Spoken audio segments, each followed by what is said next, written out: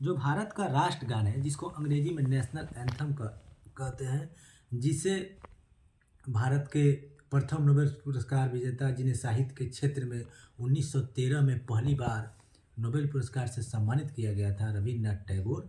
वो रविन्द्रनाथ टैगोर ने जो भारत के राष्ट्रगान को लिखा, उस राष्ट्रगान को भारतीय संविधान सभा द्वारा 24 जनवरी 1950 को अपनाया गया।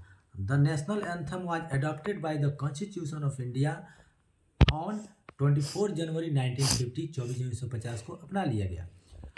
और उसी दिन भारत के राष्ट्रगीत, जिसको नेशनल सॉन्ग भी कहते हैं, इंग्लिश में नेशनल सॉन्ग कहते हैं, भारत के राष्ट्र गीत जो हमारा वंदे मातरम है, जिसको बंकिम चंद्र चटर्जी ने लिखा, उसको अपना लिया गया 24 जनवरी 1950 को। मतलब दोनों को एक ही साथ अपनाया गया। 24 जनवरी 1950 को भारत के राष्ट्रगान को भी, नेशनल एंथम को भी, और 24 जनवरी 1950 को भारत के राष्ट्रगीत को, मतलब ये वंदे वंदे मातरम और राष्ट्रगान जन गण मन, दोनों को एक साथ 24 जनवरी 1950 को भारतीय संविधान सभा द्वारा अपना लिया गया। अब एक क्वेश्चन बनता है कि भारत के संविधान को बनाने में कितना समय लगा। बहुत लंबा समय तो नहीं लगा, लेकिन बहुत कम समय भी नहीं लगा। 2 बरस 11 माह 18 दिन इस संविधान को बनाने में लग गए।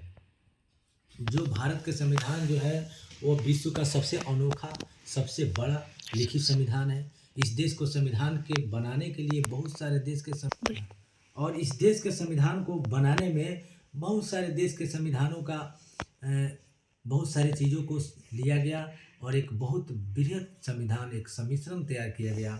जैसे हमारे देश में राष्ट्रपति का पद अमेरिका से लिया गया, उपराष्ट्रपति के पद अमेरिका से लिया गया, मौलिक अधिकार अमेरिका से लिया गया,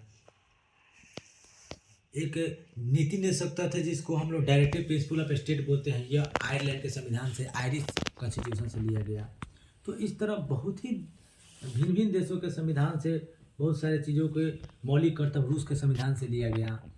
सबको लेकर एक मिश्रित संविधान को बनाया गया, जो विश्व का सबसे बड़ा लिखित संविधान है, भारत का संविधान। एक क्वेश्चन आता है कि who was the vice president of the interim government of 1946। जो 1946 में जो गवर्नमेंट बना था, भारत के अंतरिम सरकार जो बनी थी, उसमें वाइस प्रेसिडेंट कौन थे, उपराष्ट्रपति कौन थे।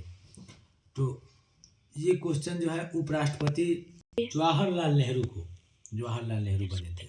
रिपीट कीजिए, इसमें बढ़िया से नहीं दिया। रिपीट कीजिए। Who are the vice president of the interim government 1946।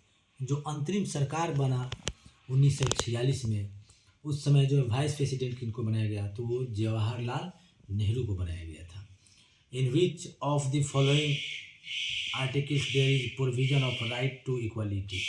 जो समानता का अधिकार है, जैसे हमारे मौलिक अधिकार शुरू में 7 गो मौलिक अधिकार थे। जब भारत के संविधान को लागू किया गया तो 7 मौलिक अधिकार थे, जिनमें समानता का अधिकार था,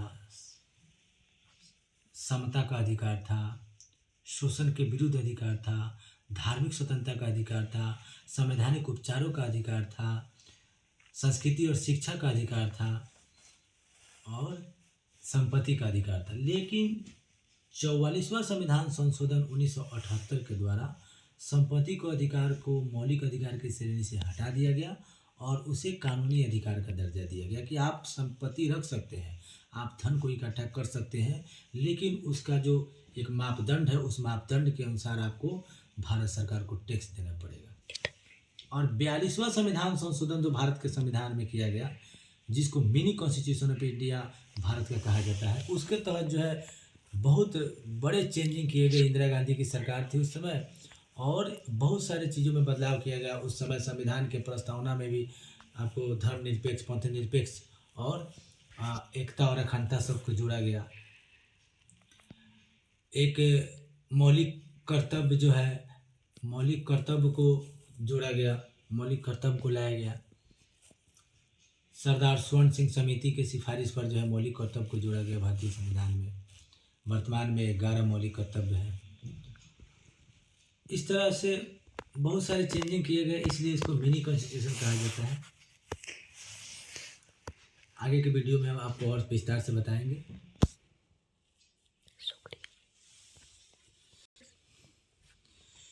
अच्छे बच्चों, आपके जो एग्ज़ाम आने वाले हैं सैनिक स्कूल के बहुत अच्छी तरह से जाए, इसकी हम कामना करते हैं आप सबके लिए। धन्यवाद।